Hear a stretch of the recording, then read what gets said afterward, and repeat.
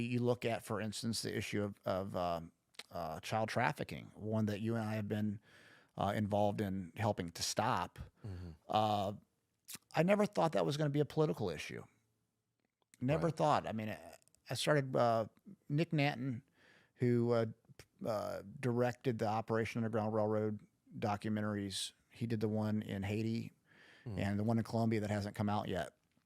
But Nick showed that to me 2016, 2017, and we're like, Scott Dedrick and I were like, whatever you need, like we will do what we can, Yeah. to support you financially within our means, et cetera. And now 2023, it's considered a QAnon conspiracy if you believe that it's going on, and it's become a right left issue where politics shouldn't even be in the middle of it. It shouldn't be at all. Look at The Sound of Freedom, the movie that just came out, and you read the headlines from certain big Washington Post, big publications, Hmm. and in a way they demonize it. Like, how dare you make a movie about this? That's not really an issue. Right. And you scratch your head because I don't think that all the people that are working at Washington Post are bad people. But I think that there's good people that believe that it's really not an issue, and that the movie somehow is bad. Right. That's like the narrative, the propaganda push Hmm. on it to take your focus off of it. For those listening that don't know, so Brando is a board member for Operation Lightshine. Hmm. Operation Lightshine is an organization that was founded by our friend Matt Murphy. Hmm. He's no longer with them. He's with the Sentinel Foundation. Yeah, he moved Um, foundations. they do child rescue all over the world. Hmm. But you started working with. You were one of the first board members, correct? Yeah, I was. Yeah, I was there before we officially started. I helped start it. Yeah. And so, talk about a little bit. What is Operation Lightshine? How did you get involved, and Yeah. kind of where's it going? Yeah, I'll give you that story because it is almost, whatever your beliefs are, it's either extremely serendipitous or a godsend in some ways, how everything's just so weirdly fallen into place. But the short of it is, I did work with charities in the past. I had a background in philosophy, and I would do charities with surrounding kids and schools and teach self-esteem, things like that. And then I also helped out with some anti-human trafficking and child exploitation charities, just with events in the Hollywood world. Like, not a big deal. But one thing I did notice is most charities, I just didn't like them. It didn't seem genuine. A lot of people working there didn't seem really motivated by the cause. It was kind of the clout or the tax, incentives, things like that. I saw through that very fast, and that put a bad taste in my mouth when it came to charities. And that said, I'll go off on a side path here. How it led up to Operation Lightshine. About 15 years ago, I was working out at a gym, and I became friends with the guy I was working out with. And I saw that he was sleeping in a studio apartment, at his friend's studio apartment, on a 2-foot space, like between the bed and the wall. It was ridiculous because he just moved from East Coast, from Jersey. And so I was like, "Oh, dude, that's silly." Like, I was a kid. I was like 19 at the time, but I was like, I have a living room. Like, get a blow up mattress or whatever, and stay here. So I let him stay with me, and we were very good friends. And he ended up getting a job with Homeland Security, and so he ended up moving back. He moved over to New York, and we kept in touch throughout the years, stayed buddies. And funny enough, funny side story, and it is kind of serendipitous also in a way, or a little foreshadowing maybe. I was in New York filming a project, and he invited me to the New York Homeland Security Christmas party. It was like a big party with the big wigs from Homeland Security from DC and stuff. And he's like, "Oh, you're supposed to be an agent at this party, though. So if anyone asks, say you work in child exploitation." I didn't know what that was. Like, I'm a kid. I was probably, I don't know, 23, 20, I don't know. And I was like, he's like, "Oh, that's like child porn, things like that." I was like, "Oh, okay." So we're hanging out, we're at the party, and one of the big wigs from Washington starts chatting with me. He's like, "Oh, what department do you work in?" I was like, child porn." And he's like, "Oh, how do you like it?" "I love it." And and my friend's just like, "Oh my God."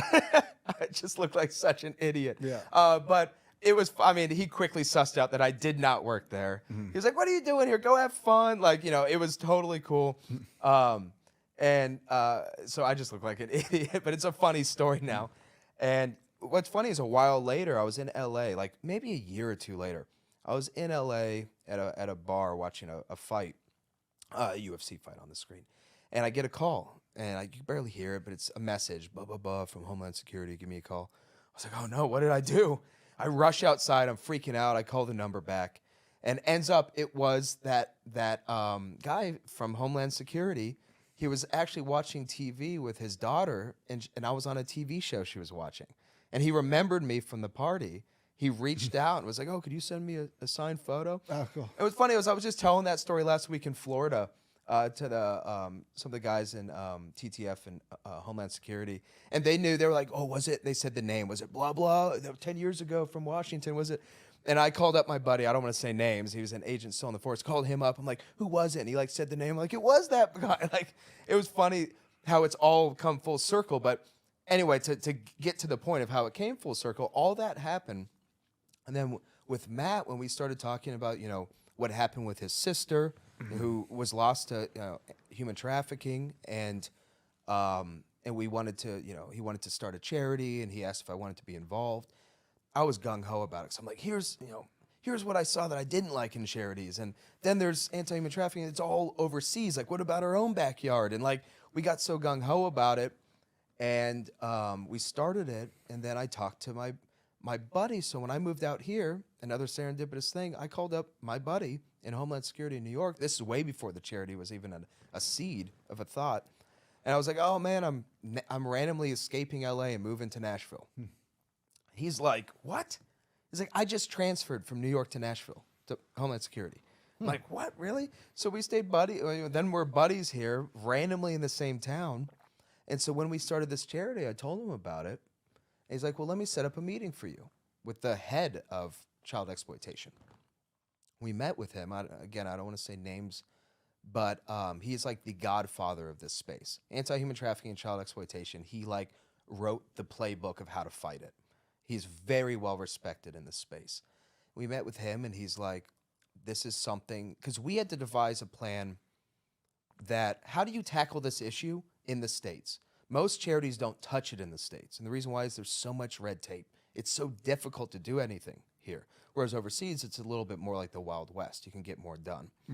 But here, like, there's very little you can get done.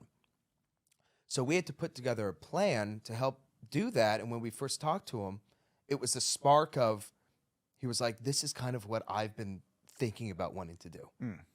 And so it worked perfectly to where we had that support of Homeland Security, and we were able to put together, we're the first charity that's been able to put together a plan where, okay, how do you affect this space in the States? Well, as a private organization, there's certain things we can do that government agencies can't do. And then there's obviously a lot that government agencies can do that we can't do. So it's a matter of devising a strategy to where we can play off of each other's weaknesses and lend support where the other isn't allowed to do that. And we put together this whole plan, and that's what's now turned into the Intercept Task Force, which we're doing with the government agencies. Intercept stands for Interagency Child Exploitation and Persons Trafficked Task Force. And so that's where that synergy came from. And then that's also how the Tim Tebow Foundation became involved, because as we started getting legs, they wanted to check us out because they work in this space, and they're kind of vetted us and kind of, who are you guys? And they had their guy that's the expert in this space come to kind of vet us and talk about, okay, what are you doing? And then quickly, when we brought up the name of who we're partnering with, he was like, oh, he taught me everything I know. So they're like, oh, okay, they're up to something.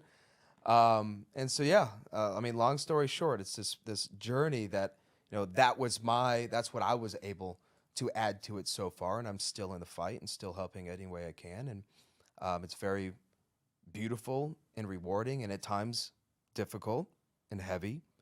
But I was just out in Florida last week, shaking hands with some of the agents in the task force at Homeland Security, HSI, and they were just, I don't know these guys, they don't know me, and just shaking my hand and telling me like how much more efficient they are. Like with this strategy and this task force, he's like, yeah, I'm probably 400% more effective now. Wow.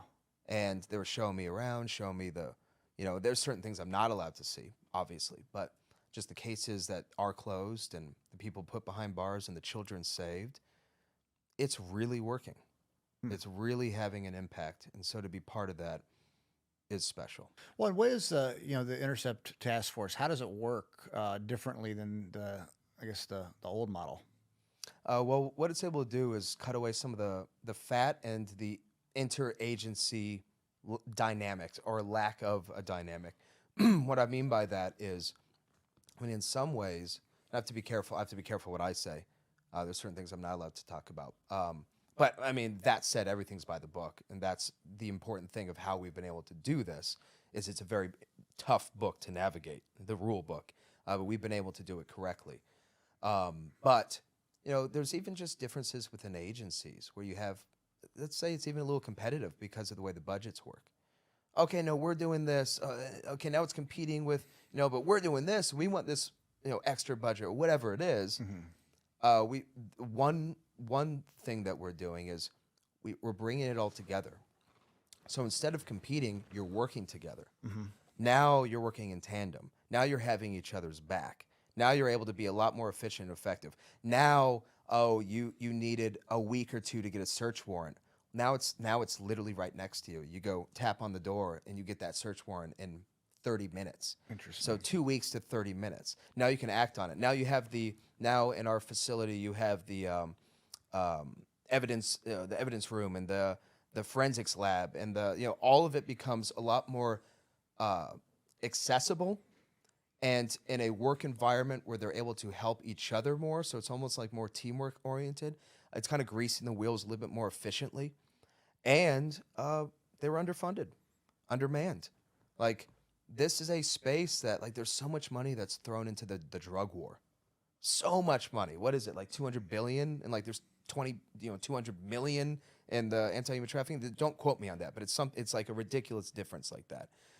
And so they get thousands and thousands and thousands of leads that are legit leads that should be acted upon. We're talking child porn and kids trafficked and really heavy cases. They're able to just barely scratch the surface. And so now with greasing the wheel a little bit, making it more efficient, and bringing in extra funding, we are now able to up the manpower, bring in more equipment and new technology, and have it all work better and together.